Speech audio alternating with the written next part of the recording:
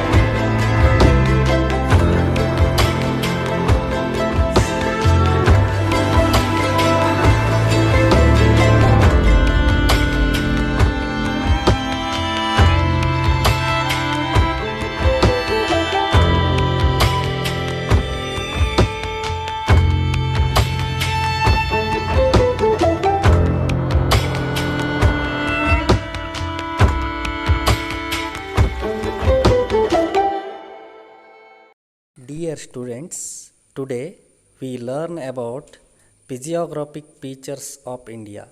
ಭಾರತದ ಭೌಗೋಳಿಕ ಲಕ್ಷಣಗಳ ಬಗ್ಗೆ ತಿಳಿದುಕೊಳ್ಳೋಣ ಬನ್ನಿ ವಿದ್ಯಾರ್ಥಿಗಳೇ. India is a vast country and it has a variety of landforms. ಮಕ್ಕಳೇ, ನಿಮಗೆಲ್ಲ ತಿಳಿದಿದೆ, ನಮ್ಮ ಭಾರತ ಪ್ರಪಂಚದ ವಿಶಾಲ ದೇಶಗಳಲ್ಲಿ ಒಂದು. ಅಂತೆಯೇ ವೈವಿಧ್ಯಮಯವಾದ ಭೂಸ್ವರೂಪಗಳನ್ನು ನಾವಿಲ್ಲಿ ಕಾಣಬಹುದಾಗಿದೆ. They include mountains, plates, plains, valleys, coastal plains and islands.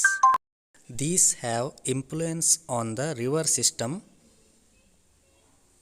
climate, natural vegetation, land use, agriculture, transport, distribution of population. ಹೌದಲ್ವಾ? ಭೌಗೋಳಿಕ ಲಕ್ಷಣಗಳೇ ಇವೆಲ್ಲವುಗಳನ್ನು ನಿರ್ಧರಿಸೋದು. ಸ್ಥಳದಿಂದ ಸ್ಥಳಕ್ಕೆ ಇವೆಲ್ಲವೂ ಬದಲಾಗ್ತಾ ಹೋಗ್ತವೆ. ವಾತಾವರಣ ಬದಲಾಗುತ್ತೆ. ಕೃಷಿ, ಸಾರಿಗೆ, ಜನಸಂಖ್ಯೆ ಇವೆಲ್ಲವೂ ಕೂಡ ಭೌಗೋಳಿಕ ವೈವಿಧ್ಯತೆಗೆ ಅನುಗುಣವಾಗಿ ಬದಲಾಗ್ತಾ ಹೋಗುತ್ತವೆ ಮಕ್ಕಳೇ. Physiographic divisions of India. Dear students, on the basis of physiography, India can be divided in 4 major divisions. ಅಂದರೆ ನಮ್ಮ ದೇಶವನ್ನು 4 ಭೌಗೋಳಿಕ ವಿಭಾಗಗಳಾಗಿ ವಿಂಗಡಿಸಿರುತ್ತಾರೆ. The first one is northern mountains, ಉತ್ತರದ ಹಿಮಾಲಯ ಪರ್ವತಗಳು. The second one is northern great plains, ಉತ್ತರದ ಮೈದಾನ. Third one is peninsular plate, ಪರ್ಯಾಯ ದ್ವೀಪ ಪ್ರಸ್ಥಭೂಮಿ. Fourth one is the coastal plains and islands, ಕರಾವಳಿ ಮೈದಾನಗಳು ಹಾಗೂ ದ್ವೀಪಗಳು. So dear students, now we discuss about the physiographic divisions of India one by one. Are you ready?